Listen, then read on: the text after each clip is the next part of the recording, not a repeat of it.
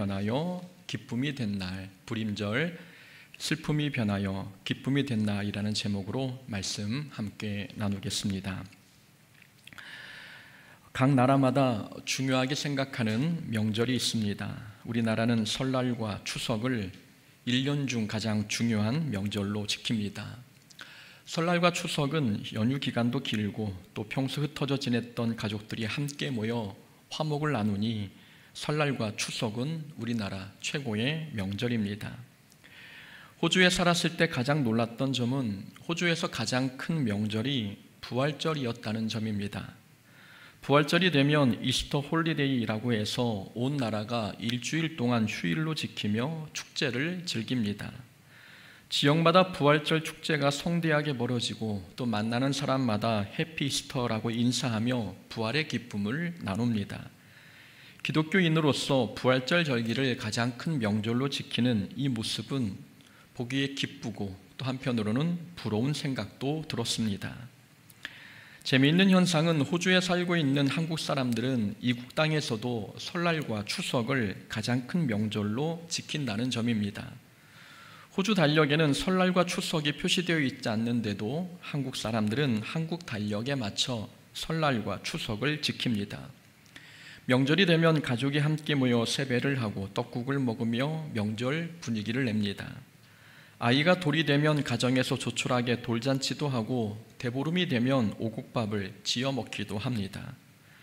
한국 사람들이 외국에서조차 한국 명절을 지키는 것을 보면 그들이 찐 한국인이라는 사실을 알 수 있습니다. 명절은 그 사람의 정체성과 관계가 있습니다. 명절은 단순히 휴일의 개념만 있는 게 아니지요. 명절은 정체성, 곧 가치관이나 소속감과도 연관이 있습니다. 이국 땅에서 휴일이 아닌데도 불구하고 한국 명절을 지킨다는 것은 나는 한국 문화를 따르는 한국 사람임을 보여주는 것입니다. 그 사람의 정체성은 그 사람이 어느 나라에 사느냐로 정해지지 않습니다. 그 사람이 어떤 문화와 풍습을 따르느냐에 따라 그 사람의 정체성이 정해집니다.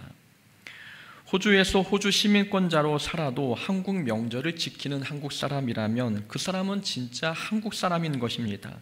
그래서 명절은 단순한 기념일이 아니라 우리의 정체성을 확인시켜주는 중요한 요소입니다.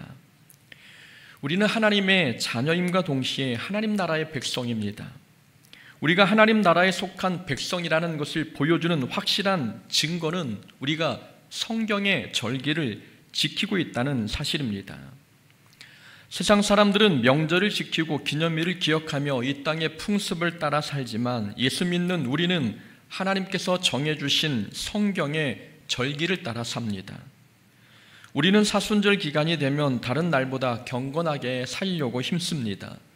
고난주간에는 예수님의 십자가 죽음을 묵상하며 금식하기도 합니다. 그리고 기독교 최대 명절인 부활절에는 기쁨으로 하나님을 예배하고 계란을 통해 부활의 기쁨을 이웃에게 전합니다. 부활절이 지나면 우리는 성령 강림을 기념하는 오순절을 지키고 오순절이 지나면 예수님의 오심을 기다리고 기대하는 대림절 절기를 지킵니다. 그리고 예수님의 탄생을 축하하는 성탄절을 지키며 예수님의 탄생을 축하하는 축제를 벌입니다. 우리가 성경의 절기를 따르고 있다는 것은 우리가 하나님께 속한 백성임을 보여주는 것입니다. 그만큼 명절이나 절기는 우리가 어디에 속한 자인지, 누구에게 속한 자인지 우리의 정체성과 관계가 있습니다. 이스라엘 백성들은 하나님께 속한 자녀라는 인식이 강했습니다. 그리고 자신들이 하나님께 속한 자녀임을 분명히 하기 위해 그들이 했던 일은 절기를 지키는 일이었습니다. 이스라엘 백성은 언제 어디서나 하나님께서 정해주신 절기를 지키려고 힘썼습니다. 절기를 지키는 것이 자신들의 정체성을 확인시켜주는 일이었기 때문입니다.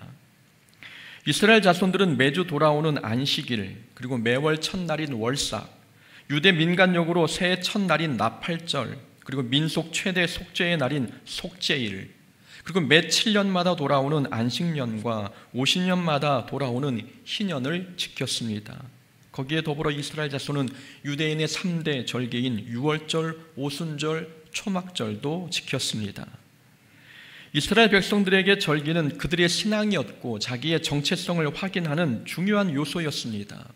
그래서 이스라엘 백성이 이방 땅에 포로로 끌려갔어도 거기에서도 절기를 지켰습니다. 오늘 본문에서도 이스라엘 자손들의 새로운 절기 부림절에 관한 내용이 나옵니다. 오늘 본문에는 부림절의 날짜, 부림절의 배경, 그리고 부림절에서는 무엇을 하며 지내야 하는지 자세한 설명이 기록되어 있습니다. 일단 부림절은 12월 14일과 15일입니다. 21절 말씀이 이렇게 기록되어 있지요. 한 규례를 세워 해마다 아달월 14일과 15일을 지키라. 부림절은 아달월, 그러니까 12월 14일과 15일입니다. 이 날짜를 좀 더 설명해 보면 12월 13일은 원래 유다인들이 하만에 의해 진멸당할 뻔했던 날이었습니다. 그러나 하나님께서 모든 것을 역전시키셔서 12월 13일은 유다인들에게 진멸의 날이 아니라 승리의 날이 되었습니다. 그런데 우리가 알다시피 에스더의 요청으로 수산궁에서는 12월 14일 하루 더 원수를 진멸할 수 있었습니다. 그래서 수산궁에서는 12월 15일이 승리를 기념하는 절기였고 수산궁 이외의 지역은 12월 14일이 승리를 기념하는 부림절이 되었습니다. 부림절은 현대까지 지켜지고 있는데 이스라엘 민족은 12월 14일에 회당에 모여 에스더서를 봉독하고 또 12월 15일에도 회당에 모여 예배를 드리며 또다시 에스더서를 봉독했습니다. 그뿐만 아니라 12월 13일에는 에스더가 아하수에로 왕에게 나아가기 전에 금식기도 한 것을 본받아 지금도 사람들은 이 날을 금식하며 기도하는 날로 지키고 있습니다. 24절부터 26절은 부림절이 생기게 된 배경을 간략하게 설명하고 있습니다. 하만이 유다인을 진멸하기 위해 부르 곧 제비를 뽑아 진멸할 날짜를 정했는데 유다인이 진멸할 날에 하만과 그의 아들뿐 아니라 유다인의 원수들이 모두 진멸되었습니다. 그래서 사람들이 제비 뽑기라는 뜻의 이름인 부르라는 단어를 사용해서 유다인들이 구원받은 이 날을 부림절이라고 정했습니다. 부림은 제비 뽑다라는 뜻의 단어 부르의 복수형입니다. 22절은 부림절에서 무엇을 해야 하는지 설명해 주는 내용입니다. 부림절은 유다인들이 대적에게서 벗어나서 평안함을 얻은 날이지요. 슬픔이 변하여 기쁨이 되고 애통이 변하여 길한 날이 된 것이 부림절이라고 설명하고 있습니다. 이 날에는 잔치를 베풀어 서로 예물을 주고받고 가난한 자를 구제하며 절기를 보내라고 명시하고 있습니다. 부림절에서 가장 중요한 점은 부림절은 패하지 말고 반드시 지켜야 하는 절기로 정했다는 점입니다. 27절을 보니 사람들이 뜻을 정해 해마다 이 두 날을 지켜 패하지 않기로 작정했다고 기록되어 있습니다. 29절을 봐도 에스더와 모르드게는 전국에 편지를 써서 정한 기간에 모든 사람이 부림절을 지키도록 했습니다. 31절입니다. 정한 기간에 이 부림절을 지키게 하였으니. 유다인들이 페르시아의 지배를 받고 있어도 이방 땅에 거주하고 있어도 정해진 날에 정해진 예식을 진행하며 부림절을 지키도록 명령했습니다. 에스더와 모르드게가 부림절을 절대 패하지 말고 반드시 지키도록 명령한 이유가 있습니다. 하나님께서 구원해 주신 구원 사건을 절대로 잊지 않도록 하기 위함이었습니다. 이스라엘의 모든 절기가 그러하듯 부림절도 하나님의 구원을 기억하기 위해 정해진 절기였습니다. 우리는 이 부림절을 통해 얻을 수 있는 교훈 세 가지를 함께 살펴보고자 합니다. 첫 번째는 신앙생활의 본질은 하나님의 구원을 기억하며 사는 것입니다. 신앙생활의 핵심은 하나님께서 우리를 구원해 주신 사건을 기억하며 사는 것입니다. 우리가 수요일과 주일에 예배당에 나와 하나님을 예배하는 이유는 하나님께서 우리를 구원하신 사건을 다시 기억하기 위함입니다. 우리가 때로는 하나님께 도움을 청하기 위해 그리고 기도응답을 받기 위해 예배당에 나올 때도 있습니다. 그러나 우리가 예배당에 나오는 더 중요한 이유는 우리를 구원하신 하나님의 은혜를 기억하며 감사 예배를 드리기 위함입니다. 신앙생활의 본질은 하나님의 구원을 기억하는 것이기 때문입니다. 신앙생활은 기억력과 밀접한 관계가 있습니다. 하나님께서 이스라엘 백성들에게 절기를 정해주신 목적은 하나님의 은혜를 기억하도록 하기 위함이었습니다. 유월절, 하나님께서 이스라엘 백성을 애굽에서 구원하신 날을 기억하는 절기입니다. 초막절, 하나님께서 이스라엘 백성을 광야 40년 동안 지켜주신 날을 기억하는 절기입니다. 초실절, 하나님께서 가나안 땅에서 이스라엘 백성에게 첫 열매를 주신 그 사건을 기억하는 절기입니다. 안식일도 하나님께서 천지를 창조하신 사건과 이스라엘 백성을 구원하신 사건을 기억하는 날입니다. 우리가 매주 지키는 이 주일은 예수님의 부활 사건을 기억하는 절기입니다. 출애굽기 16장에서 하나님께서는 모세에게 만나 한 오매를 간직하여 보관하라고 명령하셨습니다. 만나를 보관하라는 이유는 하나님의 공급을 기억하도록 하기 위함이었습니다. 척박한 광야에서 하나님께서 먹이셨다는 사실을 영원히 잊지 않고 기억하도록 하기 위해 만나를 보관하도록 하셨습니다. 하나님의 은혜를 기억하라는 뜻입니다. 이뿐만이 아닙니다. 여호수아 4장에서는 하나님께서 여호수아에게 요단강 바닥에서 12돌을 취하여 길갈에 세우라고 명령하셨습니다. 12돌을 취한 이유는 하나님께서 요단강을 가르셔서 이스라엘 백성을 인도하신 사건을 기억하도록 하기 위함이었습니다. 예수님께서 성찬식을 제정해 주신 이유도 예수님의 십자가 죽음과 부활을 기억하도록 하기 위함이었습니다. 신앙생활의 본질은 하나님께서 베푸신 은혜를 기억하는 것입니다. 그래서 기억력이 곧 믿음이라고 해도 과언이 아닙니다. 하나님의 은혜를 기억하며 사는 사람과 은혜를 잊어버리고 사는 사람의 신앙생활은 결코 같지 않습니다. 하나님의 구원을 기억하며 사는 사람은 삶에 감사가 늘 충만합니다. 구원의 은혜를 날마다 기억하는 사람은 삶이 부유하지 않아도 감사와 기쁨이 넘치지요. 이미 이 세상에 무엇과도 비교할 수 없는 가장 귀한 구원의 선물을 받았으니 삶의 형편이 어떠하든 감사가 넘칩니다. 그러나 하나님께서 베푸신 은혜를 쉽게 잊어버린 사람은 삶의 불평이 넘칩니다. 가장 귀한 생명을 선물로 얻었음에도 그 은혜를 잊었기에 늘 삶에 부족한 것만 봅니다. 불임절의 특징은 평안과 기쁨입니다. 22절에서 말씀하고 있듯이 불임절은 하나님께서 평안함을 허락하신 날이고 슬픔을 기쁨으로 바꾸신 날입니다. 불임절은 평안과 기쁨이 충만한 축제의 날이지요. 우리가 예배당에서 드리는 이 예배도 평안과 기쁨이 가득한 축제와 같은 시간입니다. 우리의 신앙생활이 고역이 되지 않고 평안함과 기쁨이 충만하려면 하나님께서 베푸신 은혜를 기억하며 살아야 합니다. 이렇게 신앙의 좋고 나쁨은 기억력과 관계가 있습니다. 가끔 우리는 삶이 분주하고 풍족해서 하나님께서 베푸신 은혜를 망각하고 살지만 과거에 힘들 때 우리는 하나님께 받은 은혜를 잊지 않고 살았던 때가 있었습니다. 하나님의 은혜를 기억하며 살았을 때에는 매 순간이 감사하고 기뻤는데 언제부터인가 은혜를 잊어버리면서 우리 마음의 기쁨과 감사도 함께 사라져갔습니다. 그래서 하나님께서는 하나님의 은혜를 잊지 않도록 여러 장치를 해두셨습니다. 절기를 정하셔서 하나님의 구원을 기억하도록 하셨고 만나를 통해 하나님의 공급을 기억하라고 말씀하셨으며 12돌을 통해 하나님의 능력을 기억하라고 말씀하셨습니다. 우리가 날과 시간을 정해 예배당에 모여 하나님을 예배하는 이유도 하나님의 은혜를 기억하기 위함입니다. 하나님의 은혜를 잊어버리고 산다는 것은 신앙생활의 본질을 잃어버리는 것입니다.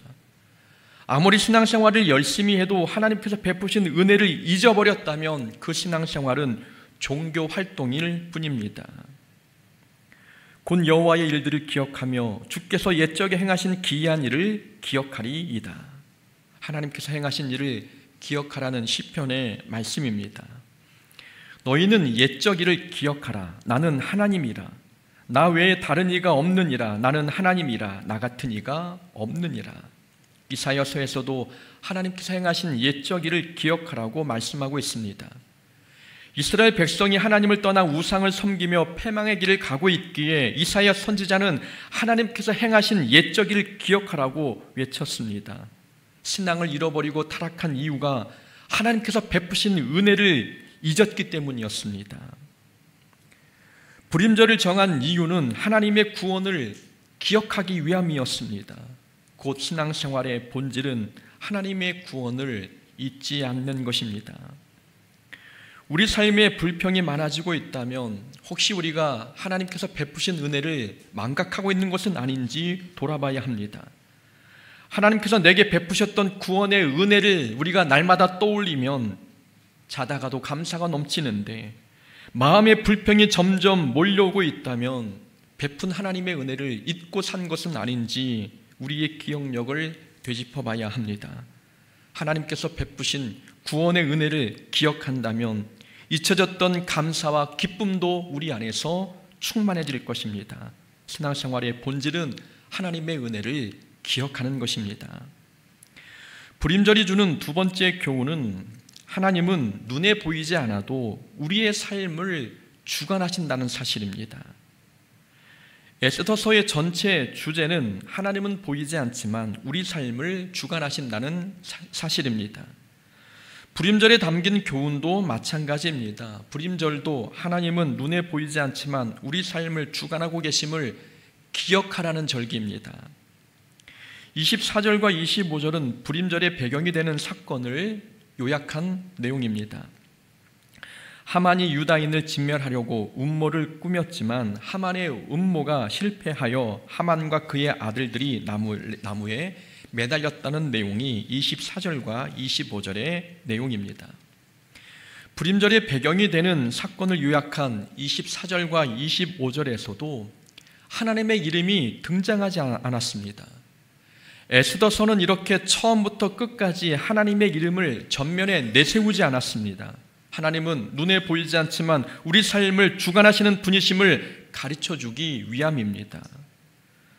불임절이 주는 교훈이 이것입니다. 하나님의 도우심이 눈에 보이지 않아도 하나님의 도움을 의심하지 말라는 것입니다. 하나님은 눈에 띄게 우리를 도우실 때도 있지만 어떨 때는 눈에 보이지 않게 도우실 때도 있습니다. 하나님의 도움이 눈에 잘 보이지 않는다고 해서 하나님께서 우리를 떠나시거나 버리신 게 아닙니다. 하나님은 눈에 보이지 않아도 여전히 치밀한 계획과 섭리로 우리 삶을 주관하십니다. 이런 교훈이 불임절에 담겨 있는 의미입니다. 그러니 하나님의 도우심에 대해서 우리는 의심하지 말아야 합니다. 우리 삶의 도무지 해결 방법이 보이지 않는 거대한 문제가 다가와도 우리는 걱정할 필요가 없습니다. 우리 눈에는 보이지 않지만 전능하신 하나님께서 반드시 우리를 도우시고 더 선한 길로 인도해 주실 것이기 때문입니다. 하나님께서는 이스라엘 백성을 광야에서 구름 기둥과 불 기둥으로 인도하셨습니다. 그러나 이스라엘 백성이 가나안 땅에 들어갔을 때에는 하나님께서 말씀으로 인도하셨습니다. 구름 기둥과 불 기둥은 눈에 보이는 증거이기에 하나님께서 인도하고 계신다는 사실을 확인할 수 있습니다. 그러나 말씀으로 인도하시는 하나님의 도움은 눈에 보이는 게 없으니 확인하기 어렵습니다. 그러나 분명히 하나님께서 말씀하시기를 말씀에 순종하면 어디를 가든지 형통할 것이라고 약속해 주셨습니다. 하나님의 도움이 눈에 확실히 보이지 않아도 하나님께서 우리를 도우신다는 사실을 여호수아서에서 우리에게 가르쳐주고 있는 것입니다. 하나님께서는 광야에서 이스라엘 백성들에게 만나를 통해 먹이셨습니다. 그러나 가나안 땅에서는 밭에 씨를 뿌려 수확한 열매를 통해 먹이셨습니다. 만나는 눈에 보이는 물체여서 하나님께서 돕고 계신다는 사실을 눈으로 확인할 수 있었습니다. 그러나 밭의 수확물은 하나님의 도움이 눈에 명확하게 보이지 않았습니다. 밭의 수확물은 사람의 노력으로 얻은 것 같은 생각이 더 강하게 들었지 않겠습니까? 그러나 하나님께서 말씀하시기를 그가 가축을 위하여 풀이 나게 하시며 사람을 위하여 채소가 자라게 하시며 땅에서 먹을 것이 나게 하시고 라고 시편에서 말씀하셨습니다. 만나처럼 하나님의 도움이 명확하게 보이지는 않았어도 하나님께서는 땅의 소산물로 하나님의 자녀를 먹이셨던 것입니다. 페르시아에서 유다인을 하만의 음모에서 건져주신 분은 하나님이십니다. 겉으로 드러난 인물들은 에스더와 모르드게였지만 에스더와 모르드게가 유다인들을 하만의 음모에서 건져준 게 아니었습니다. 아하스웨로 왕은 더더욱 중심 인물이 아니었고 우연의 일치로 유다인들이 구원받은 것도 아니었습니다. 유다인이 위기에서 벗어날 수 있었던 것은 전적으로 보이지 않는 하나님의 섭리와 도움 덕분이었습니다. 하나님께서 아하스웨로 왕의 마음을 주관하셔서 에스더가 나타났을 때 에스더를 죽이지 않게 하셨습니다. 오히려 에스더를 향한 사랑의 마음이 커지게 하셔서 에스더가 원하는 것이라면 무엇이든 다 들어줄 마음의 준비를 하게 하셨습니다. 아하스웨로 왕이 잠이 오지 않았을 때는 모르드게의 공적을 생각나게 하셨고 하나님께서는 하만보다 먼저 움직이셔서 모르드게가 매달려야 할 나무에 하만이 매달리게 하셨습니다. 하나님께서는 유다인들이 진멸될 위기에 놓이게 될 것을 어떻게 아셨는지 미리 오래전부터 에스더를 페르시아의 왕후가 되게 하셨습니다. 일어난 모든 일들을 보면 하나님의 모습이 전면에 드러나지는 않았지만 모든 위기의 순간마다 하나님의 도우심이 있었습니다. 하나님의 도움이 있지 않았으면 절대 해결될 수 없는 일들이 에스더서에 수두룩하게 기록되어 있지 않습니까? 하나님은 눈에 드러나지 않았지만 한순간도 놓치지 않고 하나님의 자녀를 돕고 계셨습니다. 그러니 하나님의 도움이 우리 눈에 보이지 않아도 절망하지 말아야 합니다. 우리 눈에 하나님의 도움이 명확하게 보이지 않아도 하나님은 전능하신 팔을 펴서 우리 삶을 주관하고 계십니다. 하나님은 우리가 모르는 사이에도 우리의 앉고 일어섬을 주관하시고 우리가 잠을 자는 사이에도 하나님은 졸지도 아니하시며 우리를 보호하고 계십니다. 어려움을 만났는데도 우리 마음에 이상하게 기쁨이 넘칠 때가 있지 않았습니까? 일이 잘 풀리지 않았는데도 평안함이 몰려올 때가 있지 않았습니까? 실패를 경험했으면 남들보다 인생이 훨씬 불행해져야 하는데 신기하게도 마음에 행복이 가득할 때가 많았습니다. 모든 일이 계획대로 되지 않는데도 걱정이 없고 오히려 하나님께서 가장 좋은 길로 인도할 것이라는 믿음의 확신이 들 때도 있었습니다. 우리가 모르는 사이에 보이지 않게 하나님께서 우리를 위해 일하셨던 증거입니다. 우리 삶에 어려움이 찾아왔다면 하나님께서 우리 보이지 않는 상황에서도 우리를 도우셨기 때문에 이상하게도 느끼지 못했지만 보지는 못했지만 하나님의 도움이 우리 마음에 우리 삶에 일어나고 있음을 우리는 경험할 수 있었던 것입니다. 그런 우리 삶에 어려움이 찾아왔다면 불평하지 말고 기도하면서 가만히 하나님의 도움을 기다려봐야 합니다. 하나님께서는 놀라운 방법으로 문제를 반드시 해결해 주실 것입니다. 하나님은 눈에 보이지 않는 방법으로 우리를 도우시는 분이십니다. 세 번째, 불임절이 주는 교훈은 구원의 기쁨은 이웃을 구제하는 일로 표출되어야 한다는 사실을 우리에게 가르쳐 줍니다. 22절은 불임절을 어떻게 지켜야 하는지에 관한 내용입니다. 불임절은 서로 예물을 주며 가난한 자를 구제해야 한다고 가르치고 있습니다. 여기서 말하는 예물은 음식을 함께 나누는 것을 뜻합니다. 그리고 가난한 자를 구제하는 것은 말 그대로 사회적 약자를 돕는 것을 뜻하는 것이지요. 불임절은 진멸될 뻔한 위기에서 구원받은 날입니다. 그러니 불임절에는 구원의 하나님께 기쁨으로 예배해야 되는 것은 당연한 일이지만 그리고 더불어 해야 할 일은 성도들 간의 음식을 나누며 이웃을 구제해야 합니다. 음식을 나누는 의미는 우리가 서로 한 가족임을 인정하는 행위입니다. 구원받은 성도들은 우리가 서로 하나님 안에서 한 가족임을 잊지 않아야 합니다. 우리가 하나님께 구원받았는데 서로 원수처럼 지낸다면 그건 구원받은 자의 올바른 모습이 아닙니다. 구원받은 성도는 모두 하나님 안에서 한 형제, 자매, 곧 가족입니다. 그리고 구원받은 사람이 구제해야 하는 이유는 이 구제하는 행위는 하나님의 구원의 행위를 가장 많이 닮았기 때문입니다. 구원은 사람이 자기 힘으로 얻을 수 있는 게 아닙니다. 구원은 하나님께서 자기를 스스로 구원할 수 없는 사람에게 자비를 베푸신 행위입니다. 구원은 하나님께서 인간에게 베푸신 크고 놀라운 자비입니다. 구원이 하나님께서 인간에게 베푸신 자비라면 구제는 인간이 인간에게 베푸는 자비입니다. 구원이 하나님께서 우리에게 생명을 주신 사건이라면 구제도 누군가에게는 생명을 얻는 시간입니다. 구약의 요셉은 극심한 가뭄 때문에 애굽에 온 사람들에게 양식을 제공해 주었습니다. 요셉이 제공한 것은 양식이지만 사실 생명을 공급한 것입니다. 구약의 요셉은 예수님을 상징하는 인물입니다.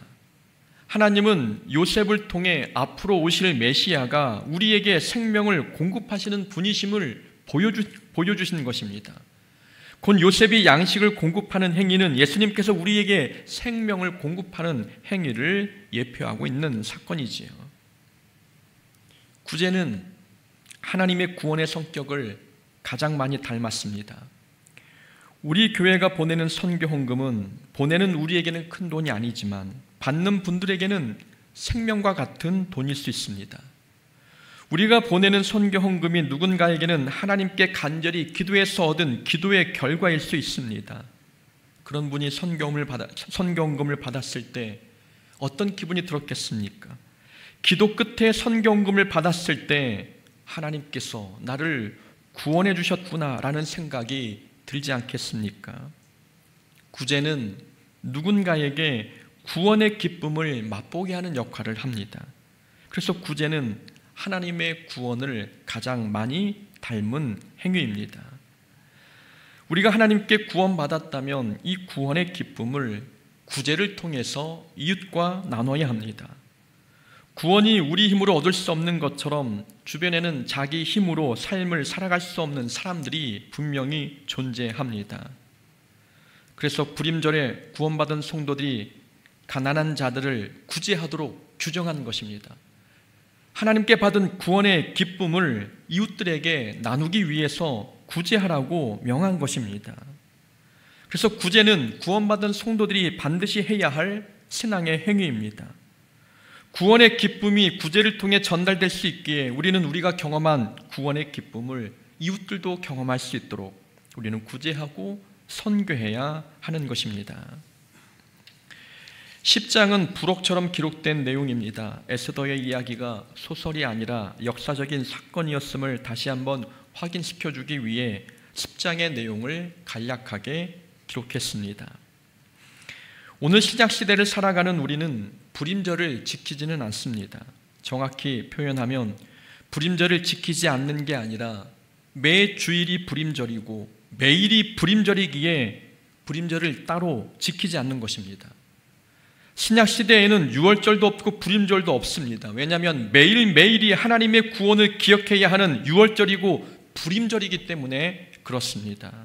우리는 매일매일을 구원의 기쁨으로 살아가야 합니다.